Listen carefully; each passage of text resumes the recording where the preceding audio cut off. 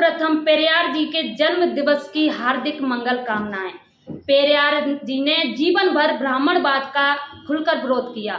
उनके अनुसार भारत के विकास में सबसे बड़ा बाधक कौन है और कौन नहीं, पेरियार धर्म, राजनीति आदि के बारे में क्या सोचते थे, वह किस तरह का समाज बनाना चाहते थे, सामाजिक व्यवस्था में सुधार कैसे हो सकता है, इन सारे सवालों के जवाब जानने के लिए बने रहिए मेरे साथ। नमस्कार, मैं मीना मोहन और आप देख रहे हैं नेशनल दस्तक। जो लोग प्रसिद्धि, पैसा, पद आदि पसंद करते हैं वे तपेदिक की घातक बीमारी की तरह है। यह समाज के घोर विरोधी हैं। जो लोगों को अज्ञानता में रखकर राजनीति में प्रमुख स्थान प्राप्त किए, उनका ज्ञान के साथ कोई संबंध नहीं है। यह बात मैं नहीं कह रही हूँ, बल्कि यह भी पेरियार जी ने कहा है और यह बात आज सच साबित हो रही है। सभी राजनीतिक व्यक्ति जोर शोर से स्वराज की बात करते हैं, लेकिन सोचने वाली बात यह है कि क्या सचमुच भारत एक स्वराज है या फिर स्वराज सिर्फ पूंजीवादियों के लिए है? क्या सचमुच स्वराज हमारे और आपके लिए है या स्वराज सिर्फ काला बाजारियों के लिए है? क्या स्वराज मजदूरों के लिए है या खून चूसने वालों के लिए है? आखिर स्वराज क्या है? चलिए स्वराज के बारे में पेरियार जी का क्या है कहना, मैं आपको विस्तार से बताऊंगी। ईवी रामास्वामी जी के अनुसार एक स्वराज में हर व्यक्ति को खाने, पीने, रहने, बोलने की पूर्ण आजादी होना चाहिए और सभी के लिए समान अधिकार होना चाहिए। अब यह बात हमको सोचना है कि आज हमको यह सारी व्यवस्थाएं मिल रही हैं क्या? क्या हमें आज बोलने की आजादी है? क्या खाने की आजादी है? क्या हमें पहनने की आजादी है? शायद आज की स्थिति में देखा जाए तो वह नहीं है, क्योंकि आज भारत में लड़कियां अपनी मनमर्जी से कपड़े नहीं पहन सकती हैं।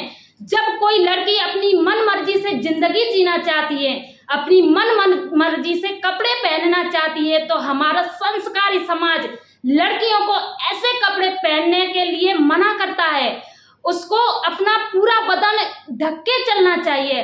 हाल ही में यूपी के लखीमपुर में 2 दलित बहनों का बलात्कार कर पेड़ से उनका शव लटका दिया, जिस पर हमारे बीजेपी के नेता आलोक वत्स का कहना है कि लड़कियां अपना बलात्कार खुद करवाती हैं। लड़कियों को मोबाइल फोन नहीं रखना चाहिए, क्योंकि फोन पर लड़कियां प्लानिंग करती हैं और खुद ही बलात्कार के लिए उकसाती है।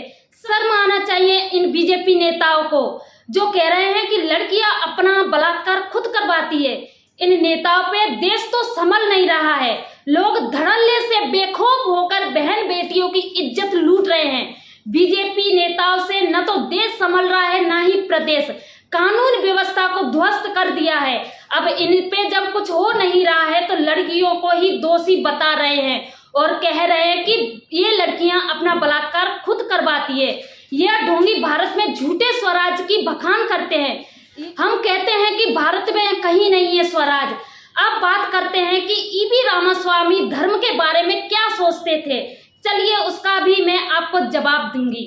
आज ईवी रामास्वामी जी की यह बात बिल्कुल सच साबित हो रही है कि जो काम नहीं करते, दूसरों के परिश्रम पर जीते हैं, वह लोग उच्च जाति के हैं। जो लोग मेहनत करके दूसरों को लाभ प्रदान करते हैं और जानवर के समान बिना आराम किए और बिना खाए पिए कड़ी मेहनत करते हैं, उन्हें निम्न जाति का कहा है। पेरियार जी कहते हैं कि जो ईश्वर और धर्म के में विश्वास रखता है वह आजादी हासिल कर ही नहीं सकता। ऐसा मैं नहीं कह रही हूँ, बल्कि पेरियार जी ने कहा है। आज भारत धर्म और अंधविश्वास में इतनी भयंकरता से जकड़ा हुआ है कि विज्ञान के लिए कोई स्थान ही नहीं है। ब्राह्मणों ने धर्म, पुराणों और शास्त्रों की सहायता से शूद्रों को वेश्याओं की औलाद बताया है। अब सोचने वाली बात यह है कि तालाब भी शूद्र ही खुदवाते हैं, मंदिरों का निर्माण भी शूद्र करते हैं, उन मंदिरों में दान भी शूद्र ही करते हैं, लेकिन उन मंदिरों में दान का आनंद सिर्फ ब्राह्मण ले रहे हैं। ब्राह्मणों ने हमें हमेशा के लिए शूद्र बनाने की साजिश रची। उस साजिश के तहत शूद्रों को दास बना दिया गया और अपनी उपजाति की सुरक्षा के लिए मंदिरों और देवताओं को बनाया है।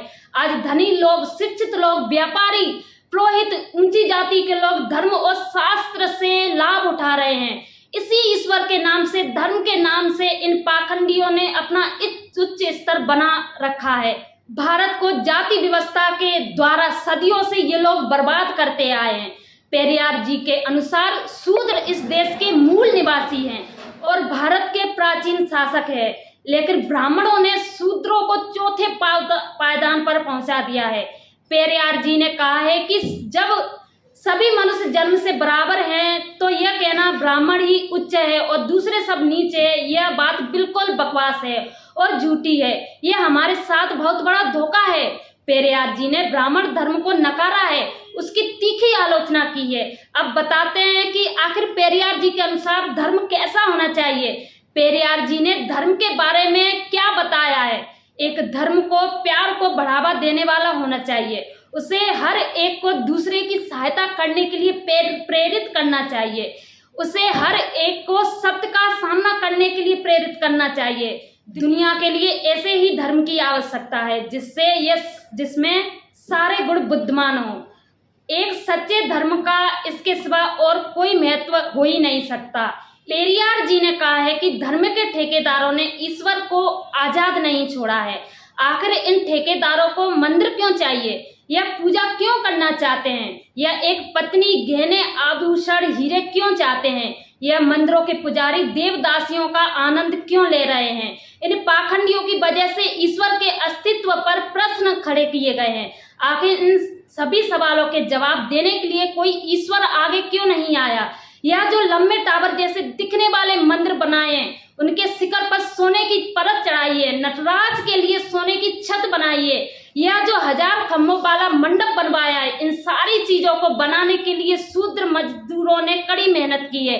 क्या इनमें से किसी भी मंदिर और धर्म स्थलों के लिए जो दान दिया है, उनमें से एक भी ऐसा कोई ब्राह्मण है जिसने इन चीजों को बनाने के लिए कोई दान किया हो? अब सोचने वाली बात यह है कि ये पाखंडी कभी दान नहीं करते, फिर भी यह मंदिरों, मठों, धार्मिक स्थलों के पुजारी और मालिक बने बैठे हैं। यही कारण है कि आज लोग साहस पूर्वक भगवान को चुनौती देने के लिए आगे आए हैं। पेरियार जी का कहना है कि ईश्वर ने लोगों का कुछ भला नहीं किया है, इसलिए हम भगवान के अस्तित्व पर प्रश्न खड़ा करते हैं। मैं दावे के साथ कह सकता हूं कि ईश्वर कहीं नहीं है।